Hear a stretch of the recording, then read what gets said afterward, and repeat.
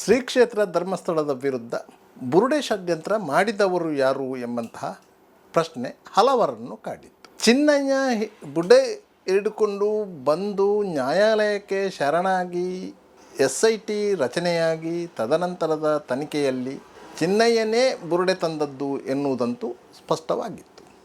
ಆದರೆ ಚಿನ್ನಯ್ಯನಿಗೆ ಬುರುಡೆ ಎಲ್ಲಿಂದ ಸಿಕ್ಕಿತು ಎನ್ನುವುದು ಮಾತ್ರ ಪ್ರಶ್ನೆಯಾಗಿಯೇ ಉಳಿದುಕೊಂಡಿತ್ತು.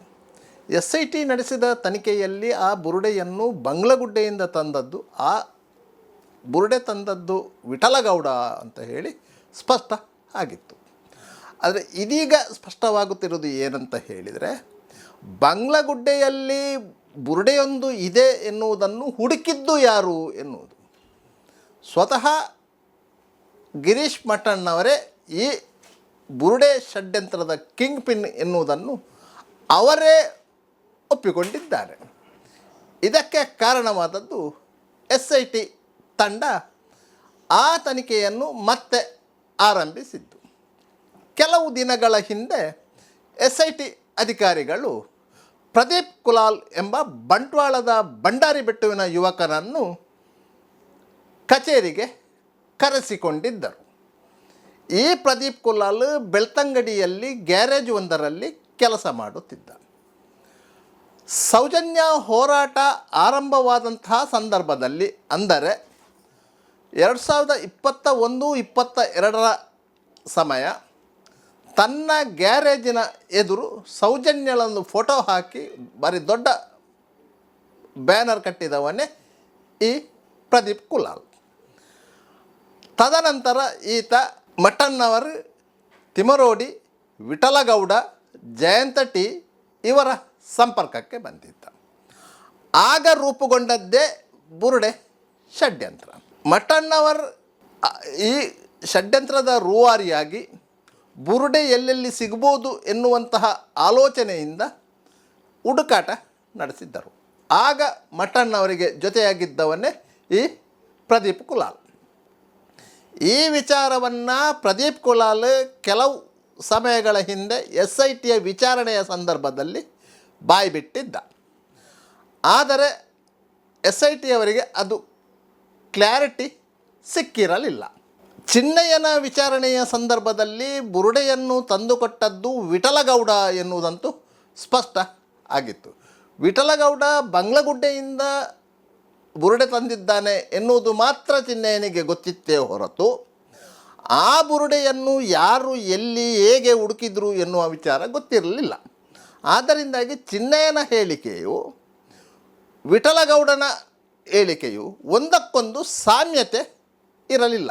ಆ ಸಾಮ್ಯತೆ ಇಲ್ಲದೇ ಇದ್ದುದರಿಂದ SITಯವರು ವಿಠಲಗೌಡನನ್ನು ಮತ್ತೊಮ್ಮೆ ವಿಚಾರಣೆಗೆ ಒಳಪಡಿಸಲು ಪ್ರಯತ್ನ ನಡೆಸಿದ್ದರು.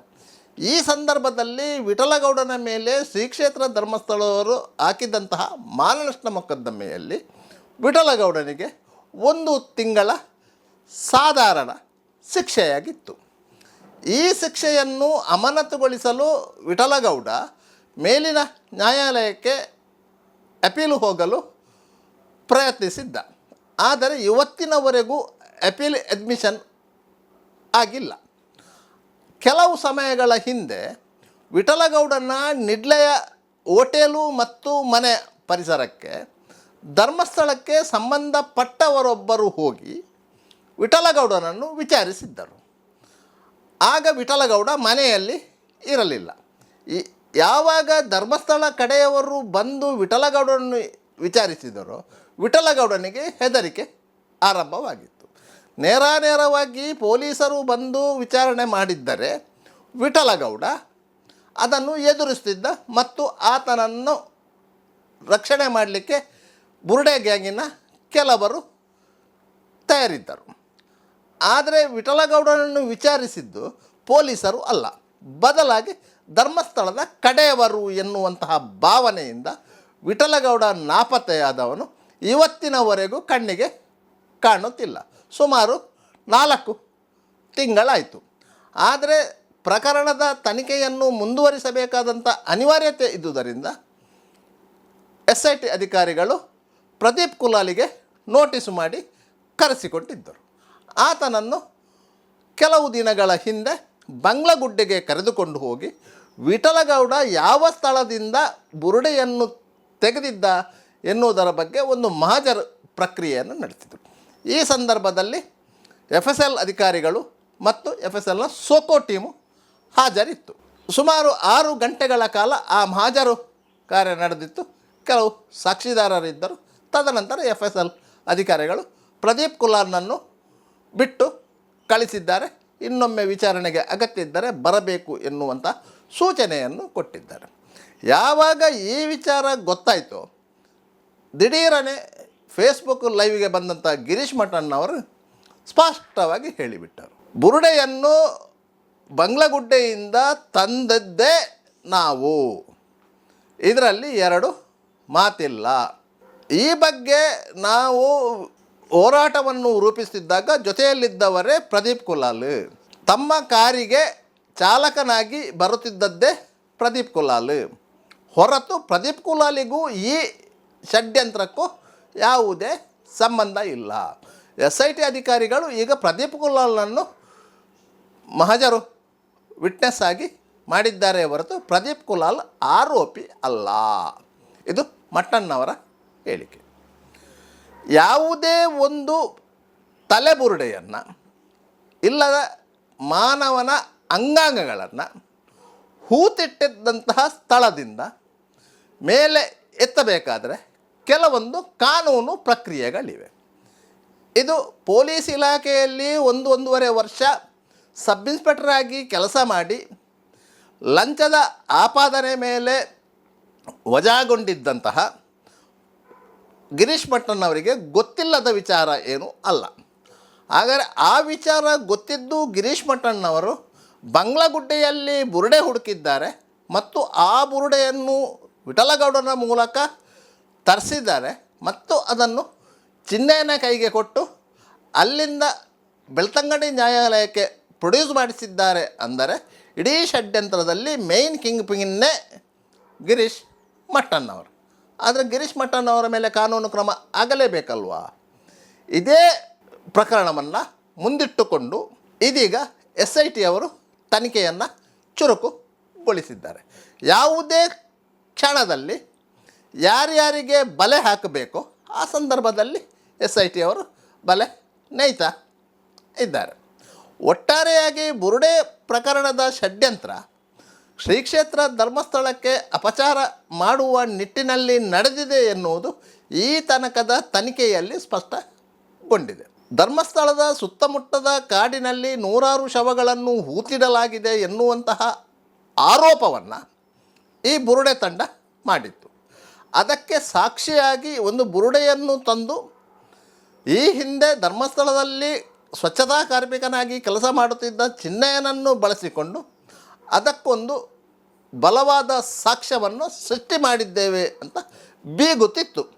ಯಾವಾಗ SIT ಅಧಿಕಾರಿಗಳು ಪ್ರಕರಣದ ತನಿಖೆಯ ಆಳಕ್ಕೆ ಇಳಿದಂತೆಯೇ ಇದು ಒಂದು ಷಡ್ಯಂತ್ರ ಎನ್ನುವುದು ಸ್ಪಷ್ಟವಾಗಿ ಹೋಯಿತು.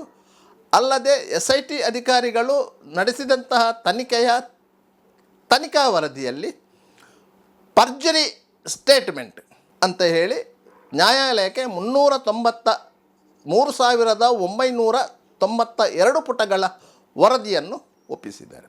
ಈ ವರದಿಯಲ್ಲಿ ಒಟ್ಟು 6 ಮಂದಿಯನ್ನು ಆರೋಪಿಗಳನ್ನಾಗಿ ಗುರುತಿಸಿದ್ದಾರೆ. ಅದರಲ್ಲಿ ಗಿರೀಶ್ ಮಟ್ಟಣ್ಣವರು ಒಬ್ಬರು.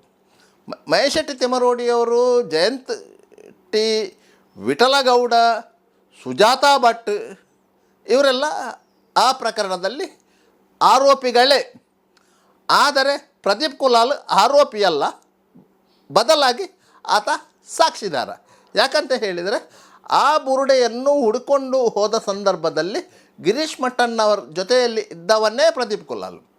ಒಬ್ಬ ಆರೋಪಿಯ ಒಟ್ಟಿಗೆ ಯಾರೆಲ್ಲ ಇರ್ತಾರೋ ಅವರೆಲ್ಲರೂ ಸಹ ಆರೋಪಿಗಳೇ ಹೊರತು ಸಾಕ್ಷಿದಾರರಾಗುವುದಿಲ್ಲ. ಅವರು ಸಾಕ್ಷಿದಾರರು ಅಂತ ಆಗಬೇಕಾದ್ರೆ ಅವರೇ ಸ್ವತಃ ನ್ಯಾಯಾಲಯಕ್ಕೆ ಒಂದು ಅರ್ಜಿ ಸಲ್ಲಿಸಿ ನಾವು ಮಾಪಿ ಸಾಕ್ಷಿ ಆಗುತ್ತೇವೆ ಅನ್ನೋದನ್ನು ಹೇಳಬೇಕಾಗತ್ತೆ. ಅದನ್ನು ನ್ಯಾಯಾಲಯ ಒಪ್ಪಿಕೊಳ್ಳಬೇಕಾಗತ್ತೆ. ಇದು ಕಾನೂನು ಪ್ರಕ್ರಿಯೆ. ಆದ್ದರಿಂದಾಗಿ ಈ ಪ್ರಕರಣದಲ್ಲಿ ಗಿರೀಶ್ ಮಟ್ಟಣ್ಣವರು ಸ್ವಯಂ ಆಗಿಯೇ ಹೇಳಿಕೆಯನ್ನು ಕೊಡುವ ಬರದಲ್ಲಿ ಆರೋಪಿ ಎನ್ನುವುದನ್ನು ಒಪ್ಪಿಕೊಂಡಿದ್ದಾರೆ. ಈ ಷಡ್ಯಂತ್ರದಲ್ಲಿ ತಾನೇ ಕಿಂಗ್ ಪಿನ್, ತಾನೇ ಈ ಷಡ್ಯಂತ್ರವನ್ನು ರೂಪಿಸಿದ್ದು, ಅದು ಧರ್ಮಸ್ಥಳದ ವಿರುದ್ಧ ಎನ್ನುವುದನ್ನು ಒಪ್ಪಿಕೊಂಡಿದ್ದಾರೆ. ಒಟ್ಟಾರೆಯಾಗಿ SIT ಮತ್ತೆ ತನಿಖೆಯನ್ನು ಚುರುಕುಗೊಳಿಸಿದೆ. ಇನ್ನಷ್ಟು ಮಂದಿ ಈ ಪ್ರಕರಣದಲ್ಲಿ ತನಿಖೆಯ ಹಂತದಲ್ಲಿ ಒಳಗೆ ಬರಬೇಕಿದೆ. ಯಾವಾಗ ಬೆಳ್ತಂಗಡಿ ನ್ಯಾಯಾಲಯಕ್ಕೆ ಸಲ್ಲಿಸಲಾಗಿರುವಂತಹ ಈ ಪರ್ಜುರಿ ರಿಪೋರ್ಟನ್ನು ನ್ಯಾಯಾಲಯ ಕಾನ್ಸಿಗಬಲ್ ತಗೊಳ್ತದೋ ಅಲ್ಲಿಯವರೆಗೆ ಈ ಆರೋಪಿಗಳು ಏನು ಬೇಕಾದರೂ ಹೇಳಿಕೊಂಡು ತಿರುಗಾಡಿಕೊಂಡು ಇರಬಹುದು. ಯಾವಾಗ ಕಾನ್ಸಿಗಬಲ್ ತಗೊಂಡು ಈ ಅಷ್ಟೂ ಮಂದಿಗೆ ಸಮನ್ಸ್ ಜಾರಿ ಮಾಡಿದರೆ ಅಥವಾ ವಾರಂಟ್ ಹೊರಡಿಸಿದರೆ ಎಲ್ಲರೂ ಜೈಲಿನ ಬಾಗಿಲನ್ನು ನೋಡಲೇ ಬೇಕಾಗ್ತದೆ. ಯಾಕಂತ ಹೇಳಿದರೆ ನ್ಯಾಯಾಲಯ ಸಮನ್ಸ್ ಹೊರಡಿಸಿದರೆ ಆ ಸಮನ್ಸನ್ನು ಇವರು ಹೈಕೋರ್ಟಲ್ಲಿ ಪ್ರಶ್ನೆ ಮಾಡ್ಬೋದು, ವಾರಂಟ್ ಹೊರಡಿಸಿದರೂ ಹೈಕೋರ್ಟಲ್ಲಿ ಪ್ರಶ್ನೆ ಮಾಡ್ಬೋದು. ಆದರೆ ಈ ಪರ್ಜುರಿ ರಿಪೋರ್ಟನ್ನೇ ಹೈಕೋರ್ಟಲ್ಲಿ ಇವರು ಪ್ರಶ್ನೆ ಮಾಡಿದ್ದಾರೆ. ಆ ರಿಟ್ ಪಿಟಿಷನನ್ನು ಹೈಕೋರ್ಟು ವಜಾ ಮಾಡಿದೆ. ಆದ್ದರಿಂದಾಗಿ ಅಂತಹ ವಿಚಾರ ಹೈಕೋರ್ಟಲ್ಲಿ ವಜಾ ಆಗಿರುವುದರಿಂದ ಮತ್ತೆ ಹೈಕೋರ್ಟಿಗೆ ಹೋಗಲಿಕ್ಕೆ ಇವರಿಗೆ ಅವಕಾಶಗಳು ಕಡಿಮೆ. ಆದರೂ ಯಾವುದಾದ್ರೂ ಒಂದು ದಾರಿ ಇರ್ತದೆ, ಹೋಗಲು ಬಹುದು. ಆದರೆ ನ್ಯಾಯಾಲಯ ಒಂದು ವೇಳೆ ಸಮನ್ಸ್ ಅಥವಾ ವಾರಂಟ್ ಇಶ್ಯೂ ಮಾಡಿದರೆ ಇವರೆಲ್ಲರೂ ನ್ಯಾಯಾಲಯಕ್ಕೆ ಹಾಜರಾಗಲೇಬೇಕು. ನ್ಯಾಯಾಲಯ ಇವರಿಗೆ ಏನು ದಾರಿ ತೋರಿಸಬೇಕೋ ಅದನ್ನು ತೋರಿಸೋದು. ಯಾಕಂತ ಹೇಳಿದರೆ ಪರ್ಜುರಿ ರಿಪೋರ್ಟಲ್ಲಿ ಒಂದು ಅಂಶ ಇದೆ. ಯಾರ ಮೇಲೆ ಏನು ಆರೋಪ ಮಾಡಿ ಒಂದು ಗೂಬೆ ಕೂರಿಸಿದ್ದಾರೋ ಆ ಆರೋಪಕ್ಕೆ ಯಾವ ಪ್ರಮಾಣದ ಶಿಕ್ಷೆ ಇದೆಯೋ ಅದೇ ಪ್ರಮಾಣದ ಶಿಕ್ಷೆ ಆರೋಪ ಮಾಡಿದವರಿಗೂ ಬರ್ತದೆ. ಈ ಹಿಂದೆ ಇಂಡಿಯನ್ ಪೀನಲ್ ಕೋಡು ಅಸ್ತಿತ್ವದಲ್ಲಿತ್ತು, ಕ್ರಿಮಿನಲ್ ಪ್ರೊಸೀಜರ್ ಕೋಡ್ ಅಸ್ತಿತ್ವದಲ್ಲಿತ್ತು. ಆದರೆ ಕೇಂದ್ರ ಸರ್ಕಾರ ಆ ಎರಡೂ ಕಾಯ್ದೆಗಳನ್ನು ಬದಲಾಯಿಸಿದೆ. BNSS ಬಂದಿದೆ, BNS ಬಂದಿದೆ. ಆದರೆ BNS ಮತ್ತು BNSSನಲ್ಲಿ ಒಂದು ಅಂಶ ಸೇರ್ಪಡೆಯಾಗಿದೆ. ಯಾರ ಮೇಲೆ ಏನಾದರೂ ಆರೋಪ ಮಾಡಿದ್ದರೆ, ಯಾವ ಆರೋಪ ಮಾಡಿದ್ದಾರೋ ಅಂತಹ ಆರೋಪಕ್ಕೆ ಯಾವ ಪ್ರಮಾಣದ ಶಿಕ್ಷೆ ಇದೆಯೋ ಅದು ಆರೋಪ ಮಾಡಿದವರಿಗೂ ಅನ್ವಯ ಆಗುತ್ತದೆ ಅಂತೇಳಿ. ಹಾಗಾದರೆ ಈ ಬುರುಡೆ ಗ್ಯಾಂಗ್ ಮಾಡಿದಂಥ ಆರೋಪ ಏನು?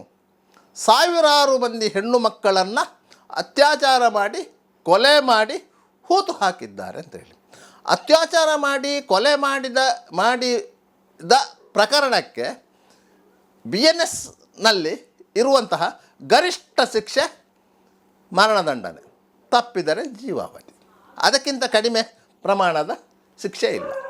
ಅಂತಹ ಶಿಕ್ಷೆ ಆಗುವಂತಹ ಪ್ರಕರಣವನ್ನು ಸೃಷ್ಟಿಸಿ ಆರೋಪ ಮಾಡಿದಂತಹ ಈ ಬುರುಡೆ ಗ್ಯಾಂಗಿಗೆ ಯಾವ ಪ್ರಮಾಣದ ಶಿಕ್ಷೆ ಆಗಬಹುದು ಎನ್ನುವುದನ್ನು ಆಲೋಚಿಸಬೇಕು. ಕನಿಷ್ಠ ಪಕ್ಷ 10 ವರ್ಷದಿಂದ ಮೇಲ್ಪಟ್ಟು ಶಿಕ್ಷೆ ಆಗುವ ಸಾಧ್ಯತೆಗಳಿದೆ. ಅದೆಲ್ಲವೂ ನ್ಯಾಯಾಲಯದಲ್ಲಿ ವಿಚಾರಣೆ ಹಂತದಲ್ಲಿ ಪ್ರೂವ್ ಆಗಬೇಕು.